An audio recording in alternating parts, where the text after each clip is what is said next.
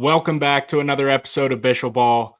Huge bounce back week for the Bearcats. I swear every time this team starts to people think they're out, they come back and have a huge week. So made it to crunch time, and it's that time of the year where we really need to lock in and we need all the support. Here with my buddy Cole Harding again. Cole, what's going on? How we doing tonight? Doing better than last week, John. We got a couple wins under our belt, so I think we're trending in the right direction. Just got to keep the streak going. Yeah. All right. Well, we will run through these the series against Oklahoma State from last weekend. Feel free to drop some questions in here. If we see something, we will answer it right away and get to it and interact with you guys. But without further ado, series win against Oklahoma State, a big time program. I know they're not having the best year in the past decade or so, but still a very good program with a lot of talented dudes on that roster. And at this point in the season, we needed that series win at home, and we got it. Were you able to make it out to Alumni Day this weekend? I was there on Saturday, so I didn't stay for the whole game because it was dragging along there at the end. Well, it was the doubleheader, right? Technically, yeah. I got there at the beginning of the second game. Okay. It was dragging out. Yeah. So they finished game one before that. So there's already quite a few people there when I got there. Sweet. All right. Well, let's start with that game one. Obviously, I think we made it through 2.5 innings on Friday night. I think it was delayed in the middle of the third, and that's when we started that up Saturday. But those first 2.5 innings, there wasn't really much to show for. Both of those pitchers, we had two really good pitchers on the mound with Nate Taylor and Harrison Bodendorf, and those dudes were both shoving. Nate left that game with 3 innings pitched, 1 hit, no runs, 1 walk, and 7 strikeouts in those 3 innings. The thing that sucked is, now, he's been awesome all year. I know I put out a tweet about it. Not that he has been bad at all, but we really haven't seen one of those lights out Nate Taylor appearance or starts since UNLV, I want to say. And it looked like he was on pace to have one of those that Friday night. So it was kind of disappointing to see that game get banged. Yeah, and then even like post weekend series, like you look back at it, obviously that game got cut off. His start got cut short. I'd like to see what they could have done. Obviously, the pitching kind of changes there. Once your Friday guy only gets to throw 3 innings due to a rain delay. Yeah. But yeah, he looked sharp to start it. I would have loved to see where it could have gone. I think he was through the first 2 innings. It was 6 outs, 6 strikeouts.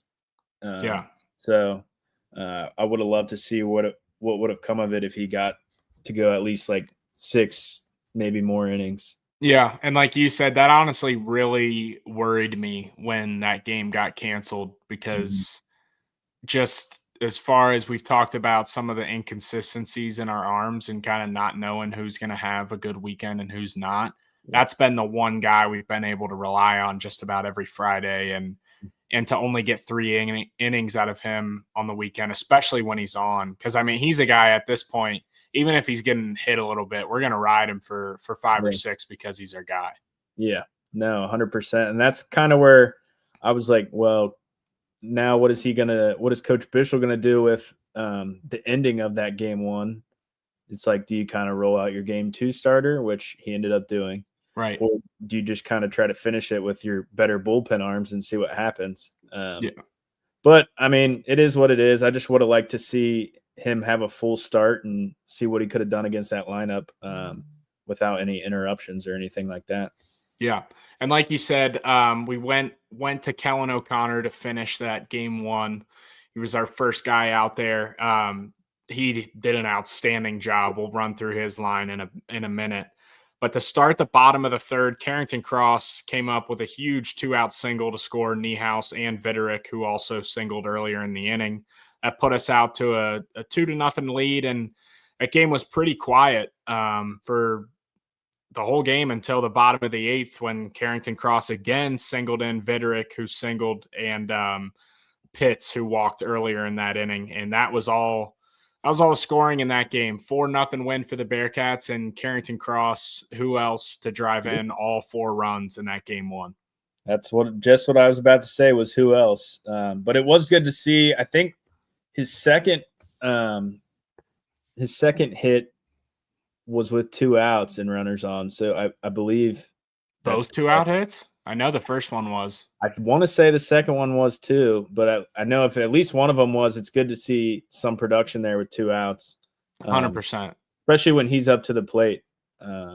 You'd like I'm pretty sure both times there was a base open as well, so he's finally getting pitched to for some reason. Yeah. With the base open and runners on and 2 outs. So it was good to see him come through in those 2 spots. Obviously, he drove in all 4 runs, so we'll continue to rely on him and see what happens. If they're going to pitch to him, they're going to give up hits. And that and giving him those opportunities with runners on, right? I mean, he's been – it seems like he's got a lot of RBIs for the opportunities he's been given in that leadoff spot. So I think the more that we could continue to shuffle around the bottom of that lineup and figure out what works and who's getting on base for him, I think that's going to be huge moving forward. Well, even I was going to ask you about the flip for Vid to go in front of him there. I think that happened about a week ago. Okay, yeah. Vid. No, you're right. In front of him because Vid's, I mean, he's been an on-base machine too, man. So yeah, and I think he's 27 of 28 stolen base wise. Yeah, he actually has. Let me look. I have that down. Actually, might be 27 of 29 now because I think I didn't watch. He has 29 stolen bases, which leads the Big 12. Yeah. I mean, so if he gets on, walk, hit, whatever, there's a pretty good chance he's going to end up on second, and then Carrington Cross is hitting with a guy in scoring position. So yeah, I like that. I thought it was an interesting move, just considering that Viderick had cooled off a little bit since the last time we were really talking about him. But I mean, obviously he had a great weekend this past weekend, and if we can get him rolling and someone who could consistently get on and steal bags in front of Cross, that'd be huge.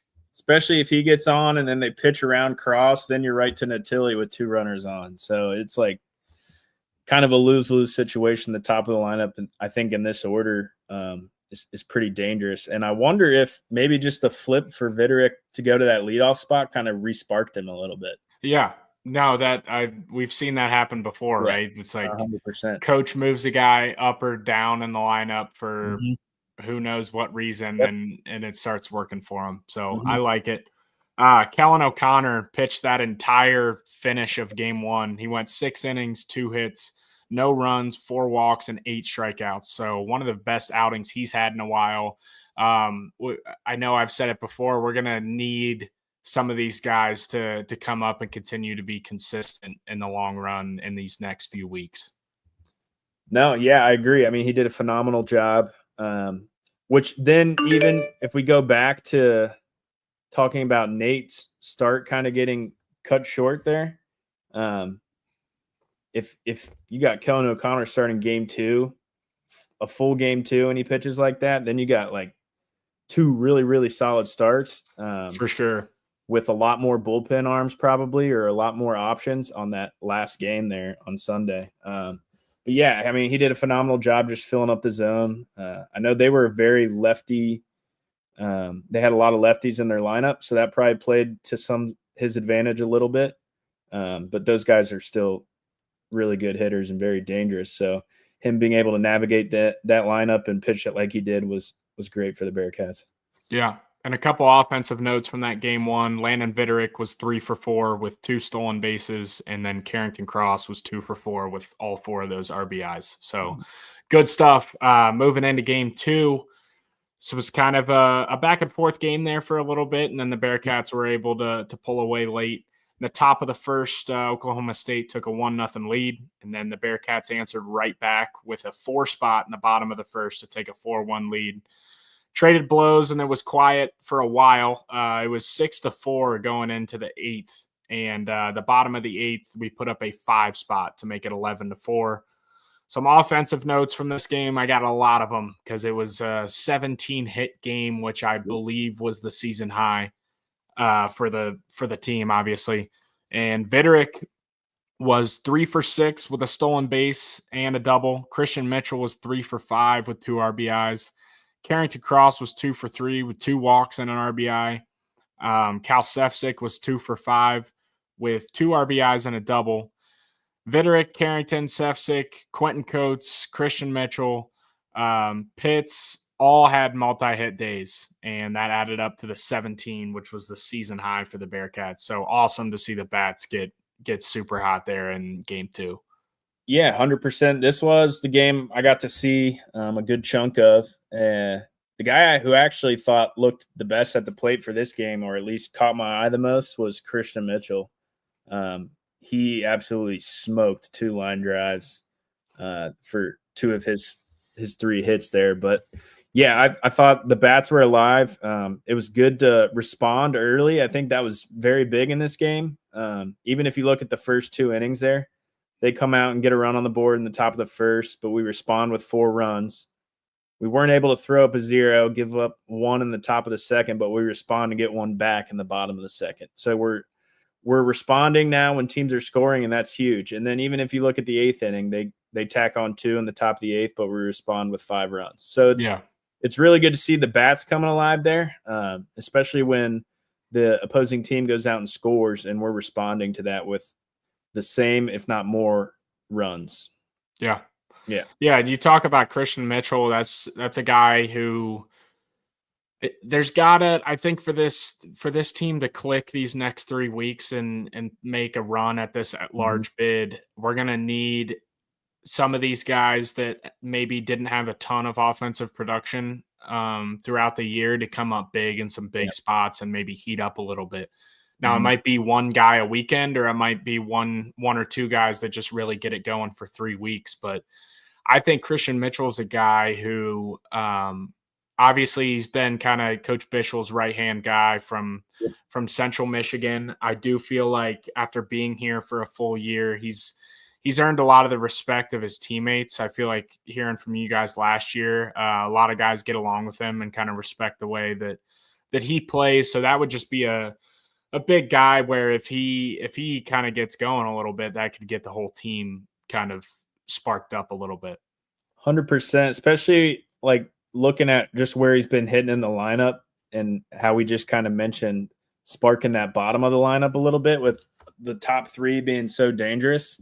If he's a dude who is another base stealing guy too, he runs the bases really well.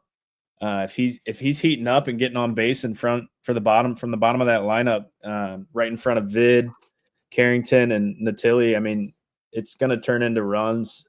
Whether the other team has anything to say about it or not, it's just plain and simple. Yeah, Sefcik too is one of those guys that just kind of flies under the radar. He hasn't had like one particular weekend where he's gone off, but I mean he's been hitting right around, I want to say, that 330 range all year. Yeah, and he's a guy who I feel like he doesn't strike out a lot. He's just a dude that knows the zone pretty well, and can reach a lot of pitches. He also has a really quick bat, from what I've noticed. So yeah, I mean, when he hits the ball and he connects with it, it comes off of there pretty hard. Yeah, and it's all low. It's low and hard, and that's what you want. I mean, you hit a ground ball, it has a better chance of getting through than a pop-up getting caught. Yeah. So, and then all of a sudden, he'll go maybe a week or so or a couple games, and then he'll hit a home run at like 120 exit velo or something that I see, and I'm like, oh my gosh, I wish I could do that. But yeah, I agree. So I think if those guys can step it up, kind of honestly, the weekends they had last weekend is just keep up that pace of play right there, and I think we'll be in a good spot, or at least be in the opportunity to win games. Yeah, the most outstanding pitcher of that game too was definitely Adam Buskowski, the freshman. He went 4 innings, no hits, no runs, 1 walk, 3 strikeouts, and was rewarded with the win. So that was awesome. He's been doing really, really well all year. Hopefully that's just another big confidence boost going into these next 2 weeks where we're pitching against some pretty good teams on the road. Yeah, it seemed like he really had solid control of his pitches. I don't think I saw his whole outing. I caught the first 2 innings. But yeah, it seemed like they were just off balance, weren't seeing him very well, which makes sense. He's just a different arm slot kind of guy. So a Right, lot. which you may have questioned though. Like I know you talk about a lot of lefties, like Yeah. Oklahoma State being heavy lefty. You usually tend to think those subby guys don't really do as well against a lineup like that. So They don't. I think he was able to get that slider where he wanted it to, though. That's kind of what I saw. Even like seeing videos going back, it's hard to tell from where I was sitting. Obviously, I was down the over the Bearcats dugout down the third baseline. But it seemed like that slider was getting to the inner half on lefties, and it's kind of got that, the rising slider yeah. type shape to it. So I think that was just messing with them. They weren't seeing it very well, and he was able to find success through it. Yeah, and we talked about Christian Mitchell at the plate. He also came in to close that game, throwing Mhm. the final inning and 2/3 of perfect baseball with 3 strikeouts. So again, I think he would not get mad at me if he heard this. We all know he's not like the most overpowering closer or pitcher in the game or even on this team, but he was a guy at least last year who just came in and consistently pounded the zone with 3 pitches, and he's just a competitor out there. I mean, being a position player, it just seemed like he had a really good feel for when to maybe test a guy out of the zone and when you got to go right at him. Yeah, I agree with you, John. But I also think just like his total, you kind of mentioned it too, attack the zone with 3 pitches. Like his control of all his pitches, he knows where they're going to go. He understands how to get certain guys out. So I think when he's on and can put a pitch where he wants to, I mean, it might not be overpowering stuff, but it doesn't have to be when you're throwing it to the right spots. Yeah. All right. Well, moving on to game 3. It was an 8-1 loss. Really just couldn't get anything going offensively. I mean, they had 3 hits all game. Not like they left a whole lot of guys on base or didn't come up in big spots. They really just couldn't get anything going. Oklahoma State's Sunday guy, Sean Youngerman, he shoved. He went 7 innings, 3 hits, 1 run, 2 walks, and 7 strikeouts. He and then they brought in Harrison Bodendorf, who was their Friday guy, to finish that up to get him a couple more innings. Which I'll be honest, I'm kind of glad. I thought we were maybe going to do that with Nate Taylor, bring him back for a few innings, but then again, you bring him back on a Sunday, then you're kind of backing him all the way up for his start, which would be tomorrow. And I'd rather, obviously, it worked out for us. I'd rather have him fresh on a Friday anyway. No, I completely agree. And especially, honestly, Marsh went out there and started, and he looked pretty solid through, I would say, at least a full 2 innings. I think it kind of got rough there in the third. Yeah. I believe he started the 3rd inning giving up a solo shot, if I believe, to the Yeah. leadoff. But Marsh looked pretty solid early on, attacking the zone. I just don't think he was quite there, like fully ready to go or expected to go like 4 or 5 innings. Yeah. I just don't know if he's. I mean, he just hasn't done that in the past. Which is interesting as to why they named. Did you see the rotation for this weekend? I They saw the named tweet come up. Marsh as the Saturday and O'Connor as the Sunday. Okay. So I'm curious what your thoughts are. I have maybe a guess, but I don't know if it could be way off. Yeah, I mean, initially, if you have a guess, I want to say our guesses will probably line up here. Again, I haven't watched a ton of the other Big 12 teams play, but I'm gonna go with if they got a dude on Saturday, maybe we think we have a better chance with O'Connor going Sunday, a stronger arm versus one of maybe their weaker arms. And then we kind of try to figure it out with our bullpen against one of their dudes on Saturday. So their Saturday guy, he's been there. They haven't changed their Friday Saturday all year, I don't think. But their Saturday guy has the most consistent numbers, and their Sunday they've just been staffing just about everything. So Okay. that's kind of what I was thinking as to you're not playing to lose that Saturday, but No. with the inconsistency that we've gotten on Sunday, instead of trying to match up with Yeah. their offense, which we'll talk about how explosive it can be, they would rather have that O'Connor matchup against their bullpen on a Sunday. So that's kind of what I was thinking. So Yeah, I glad we think we could be in kind of matched agreement up there. there. Yeah, we kind of matched up there on our thoughts then. Yeah. Okay. So running through some numbers from the weekend before we hop into Kansas. Carrington Cross was 4 for 10 with 5 RBIs, 3 walks. Landon Vitterick was 6 for 14 with a double and 3 stolen bases. 3 stolen bases, as I mentioned. He's leading the Big 12 with 29 of them right now. Christian Mitchell, big weekend at the plate for him, was 4 for 10 with 2 RBIs and 3 stolen bases.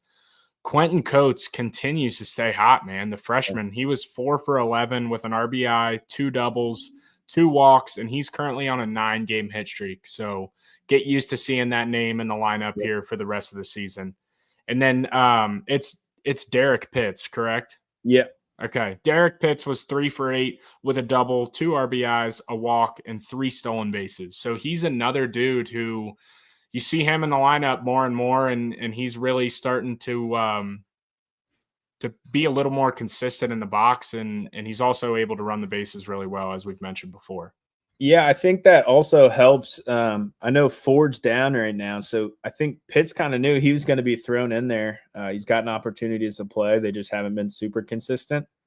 But knowing you're going into a weekend where you're probably the center fielder for all 3 games gives him a little more, Cushion. yeah, a little more confidence even too. We're like, yeah, I'm going to get in here. I'm going to get to see pitches. I'm going to get plenty of at bats. But yeah, going off Quentin Coates too. I think he's moved around the lineup a little bit too, which I think could help him even as well. People still maybe just don't know exactly where he's going to be at in the lineup, don't know what they're going to throw him exactly. So I think him moving around is kind of helping as well. But yeah, he's seeing the ball well, swinging, putting good swings on good pitches, and I mean he's seeing success. So I love it. Yeah, yeah. All right. Well, after this weekend, the Bearcats are currently sitting at an overall record of 24-20. They are 10-11 in the Big 12 and sitting at an RPI of 57. So moved up a couple spots. I think I said it last week. We made it really, really tough on ourselves. These next 2 weeks are going to be, I mean, next 3 weeks, honestly, are going to be what it comes down to. And obviously, we're matching up against 2 of the 3 top teams in the Big 12 on the road. So a big opportunity to win some ball games. And I don't want to say I don't know. Do we have to win both series? Well, I Have don't to know win it. We might have to sweep Kansas State at home, but if we can sweep Kansas State at home, we don't have to win both series, but we definitely have to win at least one of them. So yeah, but when you're on the team, you can't look that far ahead. You just got to take one game, one pitch at a time. So go out there, ride the momentum from last weekend. And I know we didn't have a midweek, so there wasn't any time in there to kind of just stay loose, get a game in on Tuesday or Wednesday. But I think we played Kansas, and then we play Oral Roberts in the midweek next week, correct? Yeah, they're staying out there and then heading down to Fort Worth for TCU. Yeah, so it'll be interesting. That I know it's another long road trip, which it kind of seemed to bite us in the butt a little earlier in the year when we were out at UNLV and then UC San Diego. But I think that honestly probably helped them knowing what the road trip has in store for them. It's got some tough games, obviously. I mean, Oral Roberts is not a pushover midweek at all. So, yeah, I'm excited to watch them go out there and compete, and hopefully they come back. They just need to play like the Reds on the road, John, because the Reds crush on the road, and they love on the road. I think they have a better road record than they do home record. So, that is Reds. That has not been the case for the Bearcats so far. But I'm hopping in the car tomorrow morning and heading out to Lawrence, Kansas for the series. I'm pumped up about it. Never been to Lawrence, never been to Kansas other than driving through it. So seems like a fun town. I've gotten a lot of requests on some bars and restaurants to hop around to, so should be a good time. But Kansas just snuck their way into the top 25. They're sitting at that 25 spot. They are 36-10 on the season, which has been super impressive. 15-6 in the Big 12, which is second, and their RPI is 20. So, like I said, big opportunity to get a couple wins against a top 20 RPI team on the road. Top 20 RPI and top 25 in the country. Can't ask for a better opportunity to boost your what do you call that? Status resume. There we go. Yep. Yeah. All right. Well, as we were just kind of talking about, one thing that worries me a little bit is UC is 8-14 on the road this season, and Kansas is 18-3 when playing at home at the Hogland ballpark. So they've been tough to beat at home, and we haven't been too hot on the road. So that's one thing that's not going in our favor this weekend. That's for sure. Yeah. I mean, that's how it's supposed to be. You're supposed to play worse on the road. But I think I'm not really losing any confidence in the team. I still think, especially after the weekend, they just had a big bounce back weekend, especially after last year getting swept by Oklahoma State and this year taking the series from them. I think that's going to induce a lot of confidence, and I think the boys will be ready to go. And I think people liked Kansas against the Bearcats in Clifton last year a lot. People did not expect you guys to win that series. And especially not after game one. Yeah. I think we lost like 14-1 or something. That's true. And then they had one hit the next day on Saturday. Mr. Tommy Boba shoved. Yep. And then we absolutely smoked them on Sunday. I think we had like 13, 14 hits, and they had like 6 errors. Like it was not a good day to be a Jayhawk in Clifton on that Sunday. But hopefully we can take that confidence, like I said, from last weekend and just ride it into this weekend. I've never been to Lawrence either. I got to go to Manhattan last year, but the Little Apple. Yeah, hopefully Lawrence is better than Manhattan. There wasn't a whole lot to do around there. So I hope so. But talking about Kansas, they're sitting at a 298 batting average as a team, just solid. A 4.60 ERA, not great, not terrible. I think it's a little bit better than ours in both categories.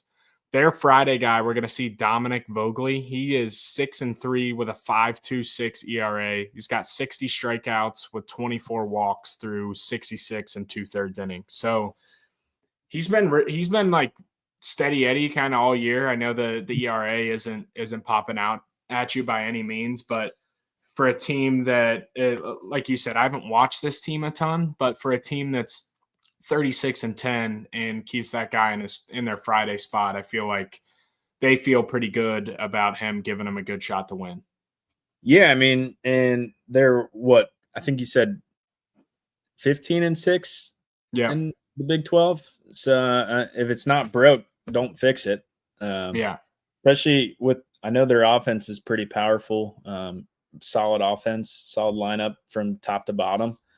So if you got a lineup that's producing runs and a dude that's been pretty consistent all year, you know what you're going to get from him. You might as well just throw him out there and hopefully your offense can back him up. And if he has a better start than usual, that's even better for the Jayhawks. Yeah.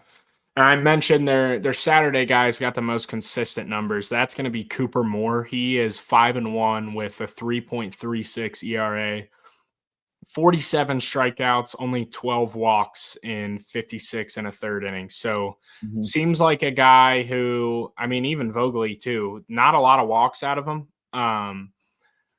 Moore seems like a guy who maybe isn't throwing for the strikeouts as much, but is really going to fill up the zone. So we've talked about that the last week as to where the Bearcats have struggled at times when they're not getting issued those free bases. Now, I think we will see some of those out of the bullpen. Not that their bullpen is bad, but I think it's a little inconsistent at times, like ours. And so yeah, it's gonna be interesting to see what we do off these starters. I want to say I don't think they really have super impressive stuff to as what we've maybe faced these past few weeks with a couple of the guys from Oklahoma State and West Virginia. Yeah, I was just about to say that when you had mentioned it. We talked about like the Bearcats. Seems like they take a lot of strikes at times, some that are more hittable than others. But if we got two starters that are going to go out there for Kansas and just fill up the zone and not walk a lot of guys, I'd like to see us come out swinging, man. I think especially with some of our hitters heating up a little bit, Yeah. don't take good pitches to hit. Let's just be aggressive and see what comes of it. Yeah, because I mean this offense is explosive. I feel good going into the weekend, but I think we're gonna have to hit Mhm. in maybe two out of for sure 2 out of the 3 games. There may be one lower scoring game, but I think the majority of this series is going to be trading blows back and forth and putting up some runs.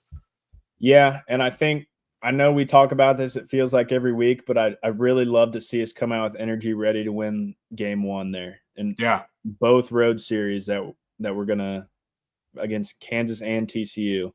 I'd really like to see us come out aggressive on the bases, aggressive at the plate, try to hop out to a quick lead and see if we can ride that and win that first game of the series so we can play a little more relaxed the next 2 games. Yeah. A couple guys from this Kansas lineup that are really sticking out.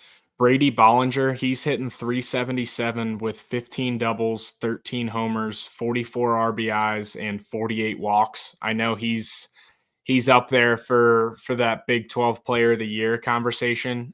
So is this next guy, Jackson. I think it might be Hogg, Hauge. He's hitting 323 with 12 doubles, 17 homers, and 63 RBIs. He was who I mentioned leads the Big 12 in home runs and RBIs. So it's going to be super interesting though, because I think these are two polar opposite offenses. They have twice as many home runs as us with 85, which is first in the Big 12. But we also have 103 stolen bases compared to their 20. So we're talking about a team that's going to play small ball, kind of try to run, steal bases, opposed to a team that may be kind of trying to sit back and slug it a little bit. Yeah, and I don't know. Have you looked at the weather, John? If you're going down out there, what's It's the going to weather? be nice weather, Nice like weather. 60, 70, sunny. Good. I'm kind of wondering, you spitting off their home run numbers there. I'm kind of wondering if the ball just takes off at the It Hawks. might. I think it might. So I mean yeah. that could help us a little bit. I don't know. Like you said, it's just two completely different offenses. Sounds like they get a lot of their runs purely based off hits, power hitting, and we kind of produce more runs on the bases and small ball. So I think it'll be interesting to see what's going to happen, but I like our chances still. I mean, you never know. I think it's a lot harder to hit a home run than it is to steal second base. So if we get guys on and can steal bases and then produce singles, or move runners and just produce runs, I think it's harder to hit home runs than to do that. Yeah, and this is a Kansas team who I think they're really talented. For whatever reason, I'm not convinced. Like, I still think TCU is a better all around team than this Kansas team, and they've had a great year. Obviously, they've been really hot as of late. So you also think about, like, did this team get hot early, and will they start to trend downward? I mean, not that I'm like wishing that, but I mean, obviously this weekend I do. So yeah, and they're starting to get a little comfortable in their. Now they are fighting to host, which with their facilities, I don't know if they would be fully capable of doing so, but they are playing to host, which teams can get a little cocky at times, where the Bearcats are kind of playing for their life at this moment. That's very true. I think another thing that can, when you talk about a team that hits a lot of home runs and that's how they're scoring, or a lot of doubles, a lot of home runs, that's how they score a majority of their runs. Something that can go overlooked going into a series like that is eliminating, for the Bearcats, sake, eliminating walks and play clean defense. Yeah. If they put balls in play that should be outs, make sure they're outs and don't put guys on base. Because if you walk a guy here and then they hit a 2-out double, then that run scores, or a 2-run home run with 2 outs. It's a big momentum flip. So I think just eliminating – I mean, obviously you want to eliminate walks and errors at Always, yeah. But especially with a team that hits a lot of doubles or drives the ball a lot, that becomes – or it comes more in play because you don't want to – you want to get outs when they're given to you because the next guy has a chance of hitting one out of the yard. So yeah, it seems like whenever you play an offense like this that's very explosive, that those 1 or 2 extra outs is where the 2 to 3 run homer comes into play. Yeah, or every time it's like nobody on, 2 outs, and then you walk a guy, the next guy comes up and hits a 2-run homer, and instead of getting out of there on a clean inning, you give up 2 runs with 2 outs. Yeah. All right. Well, that's probably going to wrap us up. Have you like, you haven't been there before? No, never. So I have not been for a baseball game, but we went for the first basketball game at the Fog. Okay. And as we were walking into like where the media check-in is, it's literally like 10 feet from Fog Allen Fieldhouse. Okay. So if you can sneak in or like, you know, find somebody that can give you a little tour, Fog Allen is awesome. Yeah. I'll see what I can do. I'll try to do some networking out there, meet some people. It's really cool that it literally, like, the back entrance to Fog Allen, you just walk across the street and that's where the baseball stadium is. Okay. It was a really cool little setting. I mean, it's just like Fog Allen, the baseball stadium, and parking lots. Okay. So similar to our facilities, kind of. Then, like, no. Well, the entrance to Fifth Third is right by the baseball field. Yeah, but it's literally just parking lots. Oh. Well, there is. That's one thing I noticed about Manhattan when we went. It was just like it's a lot of flat ground. So yeah, it's Kansas for you. Yeah, it's just a lot of flat ground. Yeah, the wind was brutal. There's part of campus that you can see like off to the other side across the street from Fog Allen. Like it's on campus, but it's like literally just parking lots as far as the eye can see. I'm sure I'll be able to find somewhere where the Coors Light tastes good. I don't think that'll be a problem. Yeah, I don't think so. It's there's still a bunch. Midwest town. Yeah, there's a really cool like entertainment district. It looked like there's a big strip. Yeah, or probably a decent amount of a mile, stuff. Maybe 3/4 of a mile from campus. Gotcha. I can't remember the name of the place we went to. It was okay, pretty standard like touristy bar food type stuff. So I'd probably find a little bit more local place. Yeah. Yeah, I've got a couple suggestions on Twitter for some of the local spots, so I'm gonna have to check a couple of them out. We stayed in Kansas City and just came in for the game and then went back to Kansas City like when we got done. It was a 9:00 tip-off, so gotcha. We didn't get out of there till late, but yeah. It's a really cool place. Yeah. You guys will enjoy it. You'll enjoy it. It was a really cool place to check out. No, I'm pumped. Hitting the road early-ish, 7 a.m. Bring home 2 wins. Yeah. Yeah. All right. We'll take 2. Yeah, we'll take 2. We need to. But no, that'll wrap us up. I will, like I said, I will be there. So if you don't follow me, follow the Road to Omaha podcast on all of our social media, and stay tuned for some content over the weekend. Cole, thanks again for coming on, and go Bearcats. Big week ahead. Yep. Let's go Cats, man. Let's do it.